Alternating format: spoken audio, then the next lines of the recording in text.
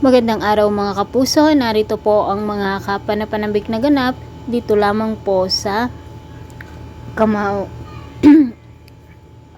Dahil nga po sa pagkasaksak ni Mang Doming ay nandoon nga po siya sa ospital ang lolo ni Makmak, kung kaya't walang coach ngayon si Makmak mga kapuso.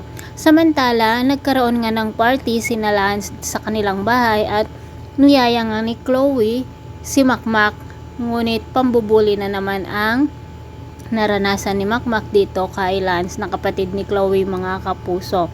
Samantala, patuloy pa rin ang pagiging coach ni Nonoy dito sa mga bata na nagpapaturo sa kanya ng boxing.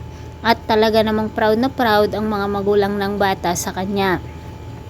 Hanggang ngayon ay nasa ospital pa rin si Lolo Doming ni Makmak, kung kaya't hindi niya muna matuturuan si Makmak sa pagboboxing.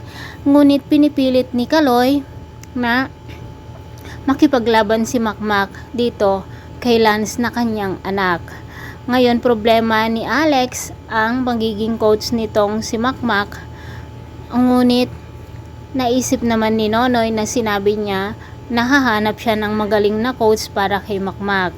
Sa pagkakataong ito mga kapuso, sinabi naman ni Makmak na hindi na niya kailangan humanap ng iba, bagkos siya na lamang ang magiging coach ng kanyang anak na si Makmak. O diba mga kapuso, unti-unti na ngang natatanggap ni Makmak ang kanyang ama. Unti-unti na niya itong napapatawad at sana susunod rin ang pagpapatawad ni Nadia dito kay Nonoy na kanyang asawa. Ngayon nga ay si Nonoy na ang coach nitong si Makmak. Mga kapuso, sa nalalapit na labanan ni Lance at Makmak, sino kaya ang mananalo sa kanila? Sana hindi mandaya itong si Lance para sa ganon ay wala na namang aberyang magaganap. Pero sigurado mananalong si Makmak at lalong magagalit si Kaloy dito kay Nonoy. Pakaabangan po natin ang bawat yugto dito lamang po sa Kamao. Maraming salamat. God bless.